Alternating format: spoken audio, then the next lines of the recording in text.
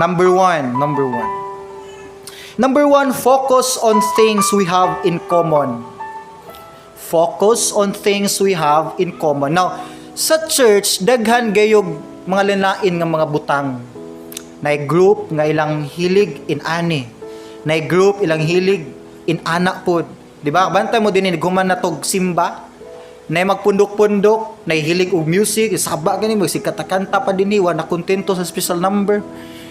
Napoy pundok dito sa mga oldies na to ilang topic kay mga food supplements. Ana man mga kani bitaw mga nanay mga gipang mo. Unsay maayong herbal nimo uy? Uy kani kay nawa akong arthritis. Ana man. Ari pugas mga secular level, mga professionals, uy unsay bag-ong work nimo? Ana na sila. Uy nakatilaw na ka sa bag-ong coffee shop diha sa mga milk teahan. Muna mga ilang topic. Ari pugas mga high schools. Uy, cute kayo si Kuan ay, di ba? Kita ka sa iyang vlog, cute. Mga cute nilang topic kaning mga youth na to. Lain-lain banggod tag background, lain-lain tag differences or dagan tag differences sa church. Pero ang point din ni is ato di na to entertainon ang mga butang nga maka-cause og division. Amen? Atong fokusan ang mga butang nga makaayo sa iglesia. Nagets? Ayaw sugnori ang usa ka butang nga kay baluka mo sila ob yun ni. Ako ni sugnuran, sila ob gid na.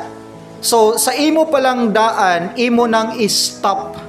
Mahimo na tang part sa solusyon nga di pa makaabot dito sa pinaka-core sa flame.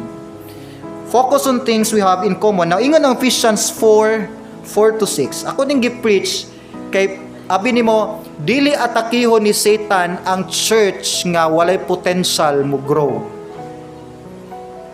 Ang dead nga church nganong atakihon man siyawa nga patay naman ang church. Nganong atakihon man yang church nga walay potential mo grow. So kita sa church mangandam ta. Best defense ang preparation. Mangandam gid ta kay tanang church, abin mo sa end of time, ang churches mo'y ginalubog ni Satan. Yes, basang Matthew, basang Revelation. Ganing isa sa sign sa end of times nga hapit na ginubalik si Christ, ang apostasy. Daghan kayong mo balintong sa ilang pagtulunan. Daghan kayong mo back out sa tinuod na teachings. Daghang churches nga magkagubot. Ug isa na sa ilanan sa duol na kita sa katapusang mga adlaw sa pagbalik ni Christ. And daghan, yes, tinuod, daghan sa mga churches, kung aware mo sa mga churches, sa news sa mga churches, nagkagubot, daghang mga church associations nga nagkagubot, daghang mga doctrines ng gawas nga nagka-cause og divisions, ginalubog yung maayo ni Satan. Lubugon niya ang church nga naay potential nga mo grow. Kana ba nagtanaw ni Satan, iyay delikado ning FMMBC da. Niwang-niwang na nilang leader diri pero murag nanimabtan ako ning lubugon be. So kanaw niya ay murag himatyo naman ning church sagdaan na to na di ko mahadlok ana. Pero church nga nay potential mo produce og daghang preachers, potential mo extend og mga ministries, nay potential nga mga leaders, lecturer, teachers, lubugon gina ni Satan. And I don't know unsay gi-prepare karon sa kaaway nato, dapat i-anticipate nato nga nagid say giandam aron naatay best nga preparation. And ang atong ampingan, yes, ang unity, and this is the first thing. We need to focus on things that are constructive, things we have in common, makaayo natong tanan. Awagod si sa book of Ephesians 4:4-6 NLT conversion. There is one body and one spirit, just as you were called to one hope when you were called. One Lord, one faith, one baptism, one God and Father of all, who is over all and through all and in all.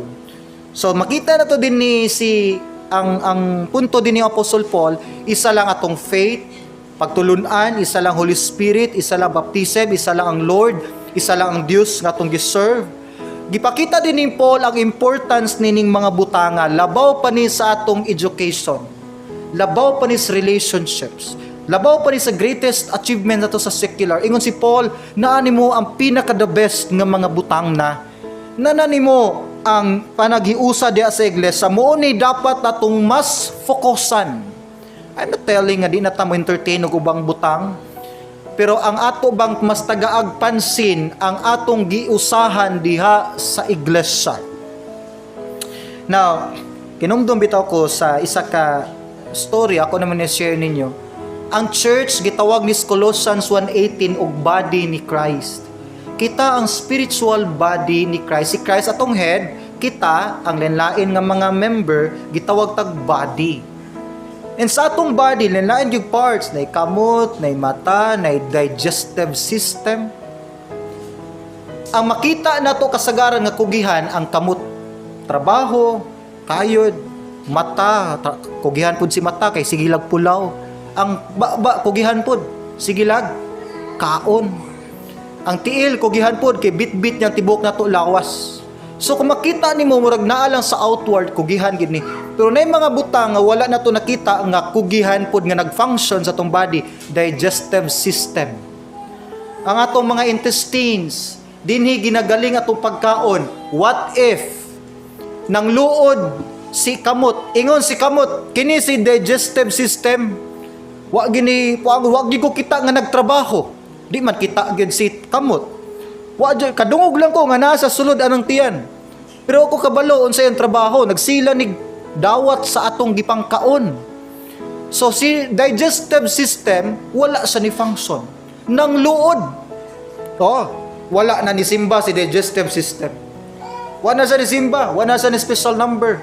Wala sa ni function sa church. So nitabo, wa nagigaling ang pagkaon. Kaon kag humba, kit-kit kag kanang dalupapa ng mga bisud tunawon. Sa pa?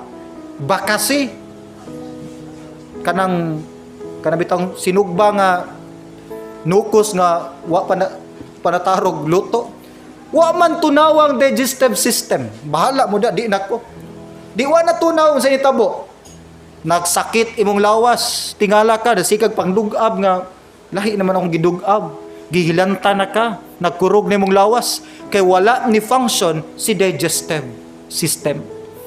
Then dito na to na-realize di ay, nga although natay mga wala nakita nga nag-function, pero sa ilahang kaugalingon, nag-function sila behind the scene. Amen. The same is true sa church. Basing nagtuo mo nga ang nagalihok na to sa church katulang atong mga song leader, MC. Ang makita ba na to din ni Permis, sila Brad Weng, Brad Winford, Brad Rufino, Fanuel, mga men na to, Brad Ayan.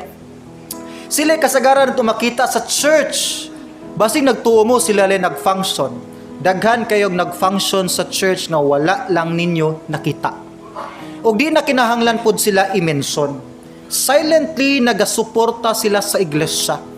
And once di sila mo function, damay ang entire church. Ikaw, once dili ka mo function, damay ang entire body. Nasabtan? And muna sa ang church.